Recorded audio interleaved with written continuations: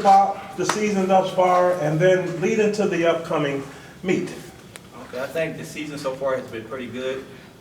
Starting with the men's program, I think we got a strong men's program, very young, but very energetic.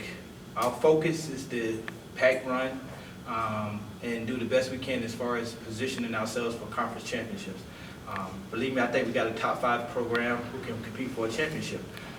But they're young, inexperienced, and the meets that we're going to give us a lot of experience. On the women's side, we have a young, inexperienced team as well, but we're led by a good sophomore who's trying to get the women motivated to run even better.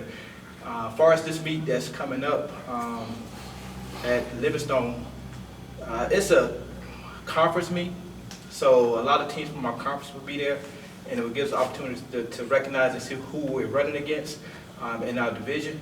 So, you know, it's important for us to get out there and do the best we can and compete to the best of our ability. That's the whole focus, is to show effort and to be the best that we can be on that day so we can lead up to conference championships in about a week and a half. So, like I say, our goal is to be the best that we can be this weekend. You know, I mean, actually it's going to be on Tuesday. So on Tuesday, our goal is to be the best we can be. Okay. Madison, talk a little bit about being that sophomore, but being that leader, and what the overall goals are for the program.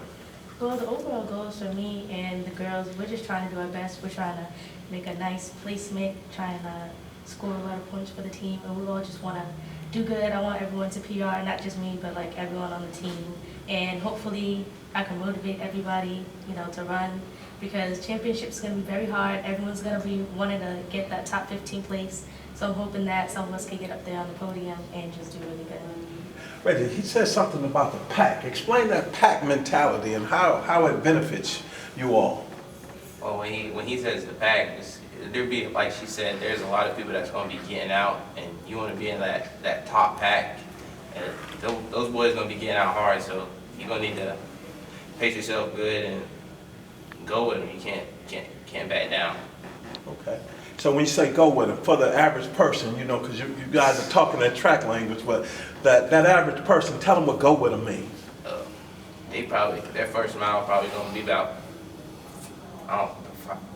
probably a little lower than 5 minutes. Probably around like 4:40, 4:50, around that. They'll be moving. So, and it's key for us to just stay in there and then just hang with them, pace off of them. Then it boils down to that kick. Talk a little bit about that kick, that last mile. How important is that last mile?